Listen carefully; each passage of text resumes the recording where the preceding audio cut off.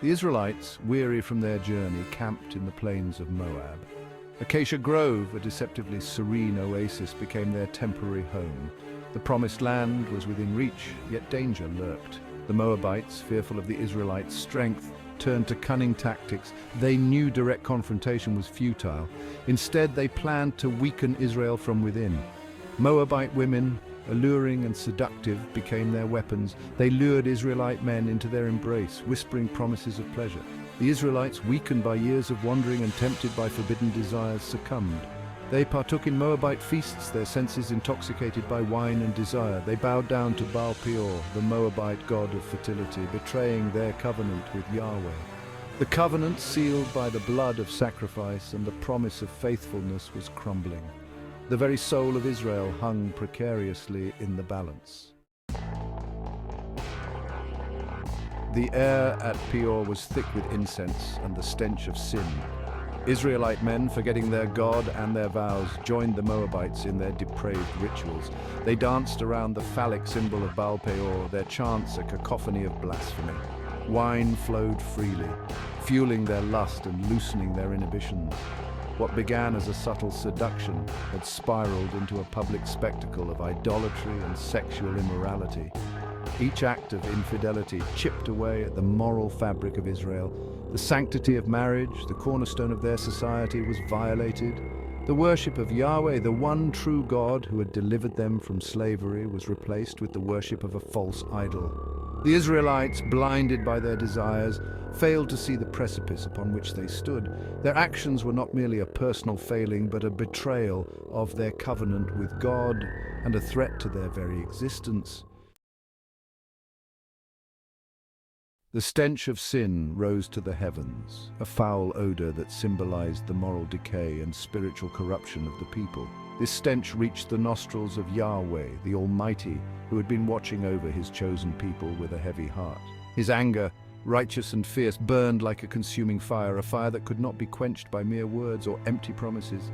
He had chosen Israel, delivered them from Egypt with a mighty hand, and made a covenant with them, a sacred agreement that was meant to set them apart as his holy nation. Yet they had turned their backs on him, embracing the detestable practices of their enemies, practices that were abhorrent in the eyes of the Lord. A plague, swift and deadly, swept through the Israelite camp, a manifestation of divine retribution for their disobedience and idolatry. Men, weakened by their sins, succumbed to the disease, their bodies unable to withstand the wrath that had been unleashed upon them. Bodies piled up, a grim testament to the Lord's wrath, a stark reminder of the consequences of turning away from his commandments. Moses, the lawgiver, the intermediary between God and his people, was devastated. He had led them through the wilderness, guided them with the laws given by God, and now he saw the fruits of their rebellion. He witnessed the suffering, the fear in the eyes of his people, a fear that mirrored his own anguish and sorrow. He knew this was no ordinary illness, it was a divine judgment, a consequence of their transgression, a punishment that was both just and severe. The Lord commanded Moses to take swift and decisive action to restore order and holiness among the people. The ringleaders, those who had led the people astray, were to be publicly executed, a harsh but necessary measure to cleanse the camp of its iniquity. This was not a time for leniency. It was a time for justice, a time to demonstrate the holiness of God and the severity of their sin. The execution of the ringleaders served as a powerful reminder to the Israelites of the consequences of their actions, a reminder that the covenant with God was not to be taken lightly. Moses, in his anguish, prayed fervently, seeking mercy for his people. He pleaded with the Lord to remember his promises, to show compassion even in the midst of his righteous anger. The people, seeing the severity of the punishment, began to repent. They turned back to God, seeking his forgiveness and striving to renew their commitment to the covenant. As they repented, the plague began to lift. The camp, once filled with death and despair, started to be restored. The people learned a hard lesson about the importance of obedience and the consequences of sin. Moses led the Israelites in a renewed covenant ceremony, reminding them of their special relationship with God and the responsibilities that came with it. The ceremony was a solemn occasion, a moment of reflection and recommitment. From that day forward, the Israelites strove to live in harmony, following God's commandments with renewed fervor. They understood that their survival and prosperity depended on their faithfulness to the covenant. The land, once plagued by death, now symbolized peace and divine favor. The Israelites, having learned from their mistakes, walked in the ways of the Lord, cherishing the covenant that bound them to their God.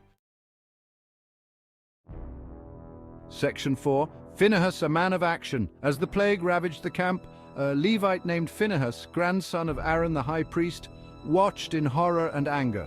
The camp was in chaos, with people falling ill and dying all around him. The air was thick with the cries of the suffering and the stench of death.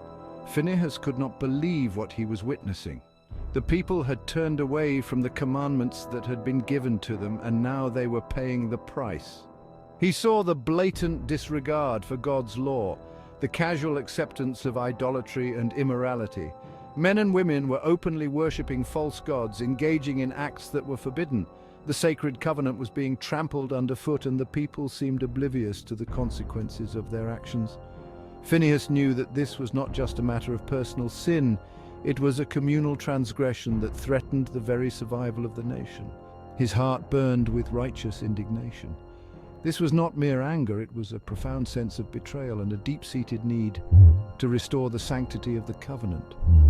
The fire within him was a reflection of his unwavering commitment to uphold the laws that had been handed down through generations. He felt a divine compulsion to act, to do something that would turn the tide and bring the people back to the path of righteousness. He would not stand idly by while his people destroyed themselves and incurred God's wrath. Phinehas understood that inaction was not an option. The longer he waited, the more the plague would spread and the more lives would be lost.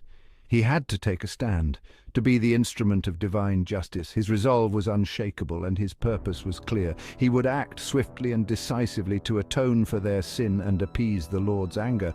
There was no room for hesitation or doubt. The situation demanded immediate and resolute action. Phinehas knew that his actions would be controversial, that they would be met with resistance and possibly even condemnation. But he also knew that he had no choice. The fate of his people depended on his willingness to act. Phinehas grabbed his spear, a symbol of his lineage and his authority. This was not just any weapon, it was a representation of his heritage and his role as a guardian of the covenant. The spear was a tangible reminder of the responsibilities that came with his position. It was a tool of justice, a means to an end. He strode through the camp, his eyes blazing with righteous fury, until he reached the tent of Zimri, a chieftain of the tribe of Simeon. His steps were purposeful, each one bringing him closer to his target. The people around him could sense his determination, and they parted to let him pass. Phinehas was a man on a mission, and nothing would deter him. There, in a brazen display of defiance, Zimri lay with a Midianite woman named Cosbi. Their actions were a direct affront to the laws that had been given to the people. It was a public and shameless act of rebellion, a challenge to the very foundations of their faith. Phinehas knew that this was the moment of truth. Phinehas, driven by zeal for the Lord, plunged his spear through both of them, ending their lives in their sacrilege. It was a swift and decisive act, one that left no room for ambiguity.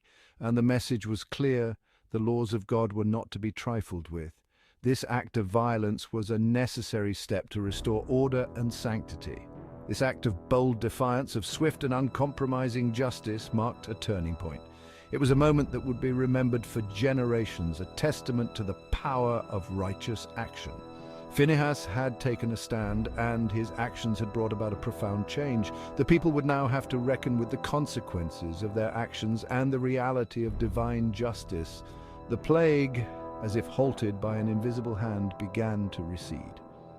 The immediate threat was over, but the lessons of that day would linger. The people had been given a stark reminder of the importance of their covenant and the dire consequences of straying from it.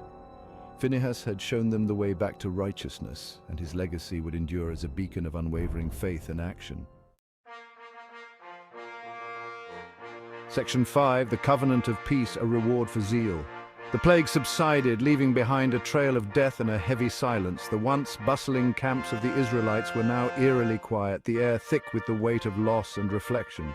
The Israelites, shaken and humbled, realized the gravity of their sin and the mercy of their God. They had strayed from the path, and the consequences had been severe. Their hearts were heavy with remorse, and their spirits were bowed in repentance.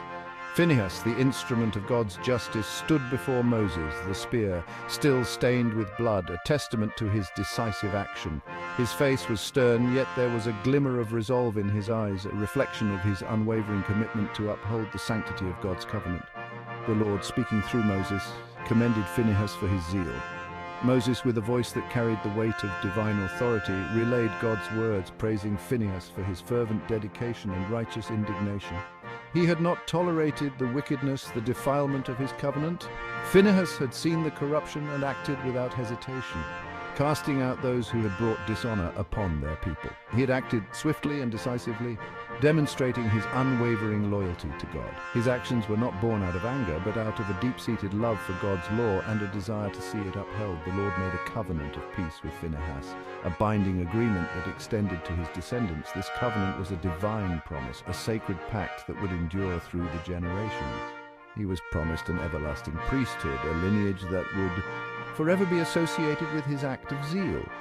This priesthood was not just a title, but a sacred duty, a responsibility to lead and guide the people in righteousness. This covenant was not merely a reward for Phinehas's actions, but a recognition of the importance of zeal in upholding God's law, in protecting the sanctity of the covenant.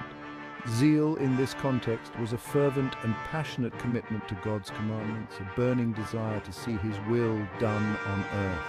It served as a stark reminder to the Israelites that obedience to God brought blessings, while disobedience invited judgment.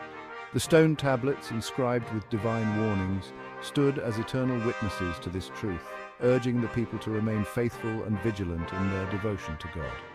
As dawn broke over the camp, the Israelites, now renewed in their faith, looked to the future with hope. They understood that their journey was far from over, but with leaders like Phinehas, they were reminded of the power of zeal and the blessings of obedience.